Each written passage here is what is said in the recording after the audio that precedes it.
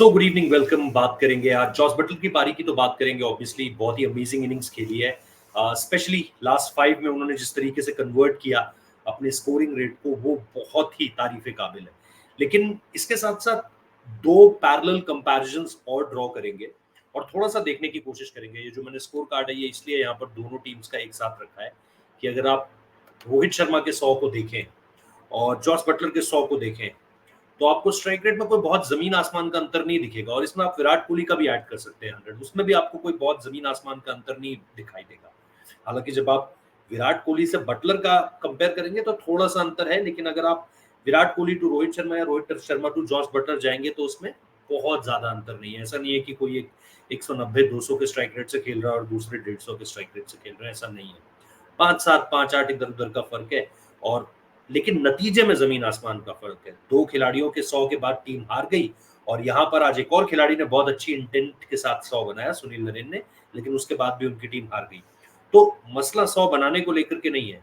आज थोड़ा सा ये समझने की कोशिश करेंगे कि क्या जॉस बटलर की हीरोइक्स की वजह से राजस्थान रॉयल्स जीत गई, या उसमें और कॉन्ट्रीब्यूशंस भी हैं। और ये कॉन्ट्रीब्यूशंस ऐसे वैसे कॉन्ट्रीब्यूशंस नहीं है, ये बहुत ही इंपॉर्टेंट कॉन्ट्रीब्यूशंस है जिसने जॉस बटलर को अपना टाइम लेने का मौका दिया। मैं अलग अलग स्टैट्स आपके सामने रखूंगा, but starting from the score card sheet अगर आप देखो, तो आपको जो 2-3 नाम राजस्थान रॉयल्स की इनिंग्स में देखने को मिल रहे हैं, एक्सक्लूड कर दो जॉस बटलर का नाम, और उसके बाद देखो रन्स कहां से आने शुरू हुए। अगर आप 3 हिस्सों में राजस्थान रॉयल्स की पारी को बांटो, तो पावर प्ले अगर आप देखोगे, जो पावर प्ले में रन स्कोर हुआ, वो 12 बॉल पे 20 रन बना रखे थे जॉस बटलर ने। कोई बड़ी चीज नहीं है, हर खिलाड़ी बनाता है आज की डेट में। कोई बहुत बड़ा स्ट्राइक रेट भी नहीं है, अब कोई बहुत बड़ा इंपैक्ट भी नहीं है, ठीक है। पावर प्ले में आपको स्टार्ट किसने दिया? यशस्वी जायसवाल ने शुरुआत में थोड़ा सा कंट्रीब्यूशन दिया। देखो छोटे छोटे कॉन्ट्रीब्यूशन है, बट वो 241 का स्ट्राइक रेट, और संजू सैमसन ने थोड़े से आपको रन मार कर दिए। पावर प्ले का जो लास्ट ओवर था, वो इस इनिंग्स का, I don't know about the game, but इस इनिंग्स का हाईएस्ट ओवर था रन्स के लिहाज से। 23 रन उस ओवर में बने, जिसमें बटलर का जो एक बड़ा कंट्रीब्यूशन था वो एक छक्का था।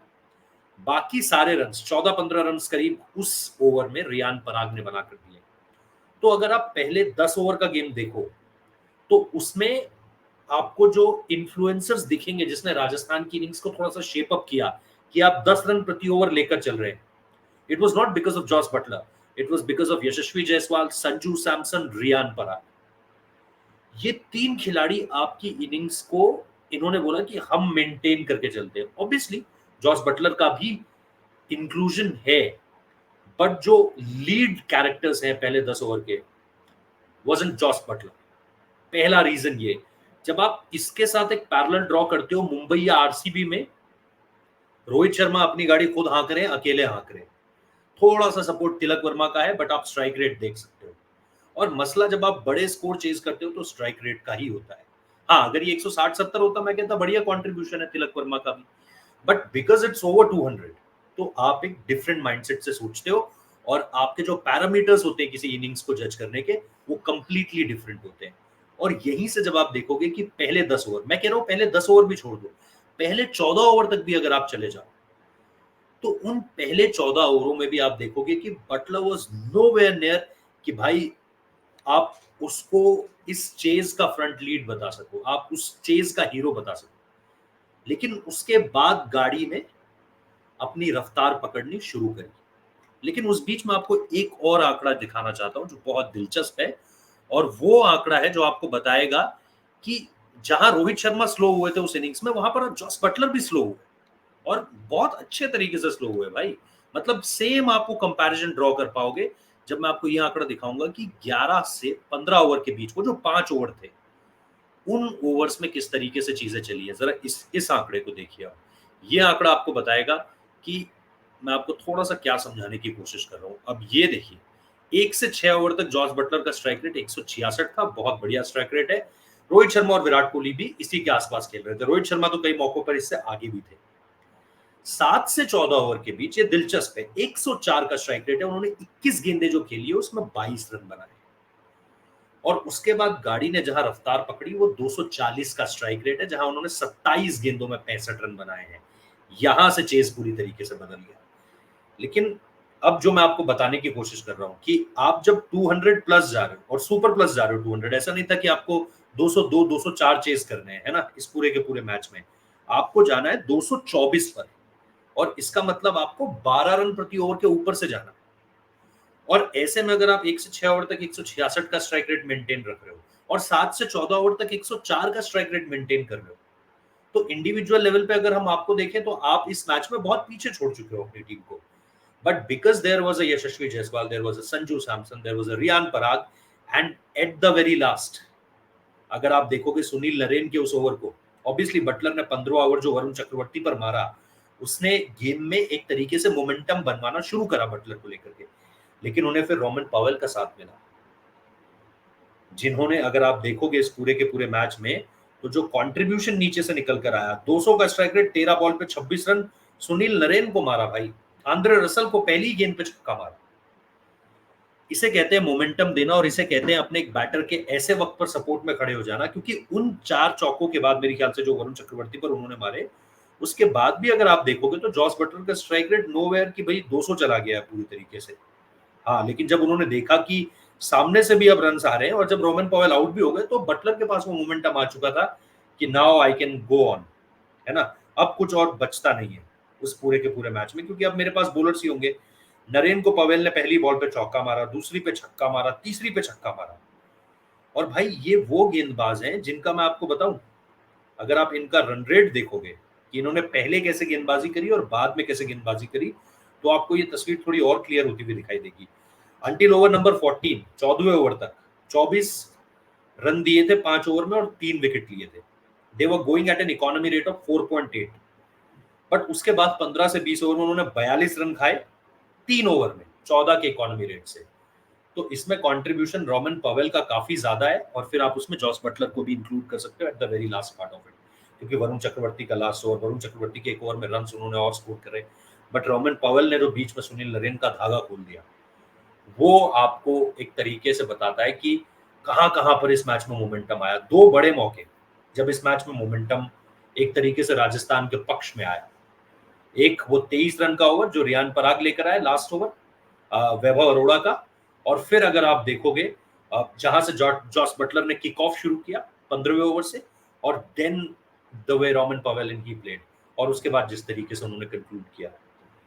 कहने का मेरा मतलब भाई सिर्फ इतना है कि जिसे कहते हैं ना कि एक अकेला कुछ नहीं कर सकता भाई, यू नीड, मतलब ताली बजाने के लिए भी 2 हाथों की जरूरत होती है। तो इस टीम में अगर आप वो छोटे-छोटे कंट्रीब्यूशंस देखोगे, पहले 10 ओवर देखोगे, पहले 10 ओवर में जॉस बटलर इस चीज का हीरो नहीं है। पहले 14 ओवर तक भी जॉस बटलर इस चीज का हीरो नहीं है। लेकिन क्योंकि वो सपोर्टिंग रोल में किरदार मिलते रहे कि भाई चलो तुम्हें थोड़ा-सा और पुश कर देते हैं, चलो तुम्हें थोड़ा-सा और पुश कर देते हैं। अभी पहले यशस्वी ने एक धक्का मारा, फिर संजू ने बोला मैं थोड़ा-सा धक्का मैं भी मार देता हूँ। फिर रियान पराग ने बोला मैं क्यों पीछे रहूँ, मैं भी थोड़ा-सा धक्का मारता हूँ आके। और लास्ट में रोमन पवेल ने बोला तू तो चल ही रहा है, मैं भी तुझे थोड़ा-सा और मोमेंटम देकर चला जाता हूँ। ये जब आप ये पारी देखते हो ना, जब आप मुंबई की इनिंग्स देखते हो तो आप, और चाहे आप आरसीबी की इनिंग्स देखते हो, ये चीज आप वहां होते हुए नहीं देखते।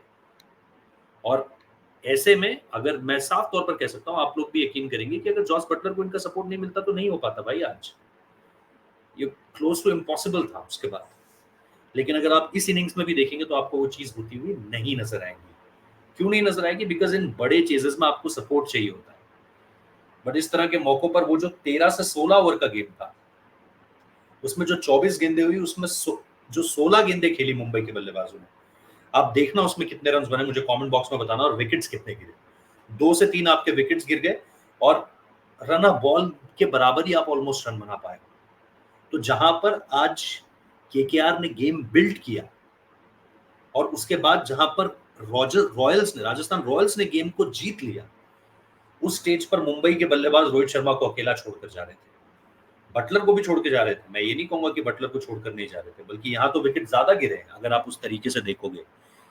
लेकिन जो भी जा रहा था वो कंट्रीब्यूट कर जा रहा था। यहाँ टिम डेविड के रन आए ही तबे जब मैच हाथ से निकल चुका है। हालांकि आप टिम डेविड और रोमन पवेल की परफॉर्मेंस को बराबर पे रख सकते हैं कि जो पवेल ने करा वो डेविड भी कर सकता था, मैं मानता हूँ।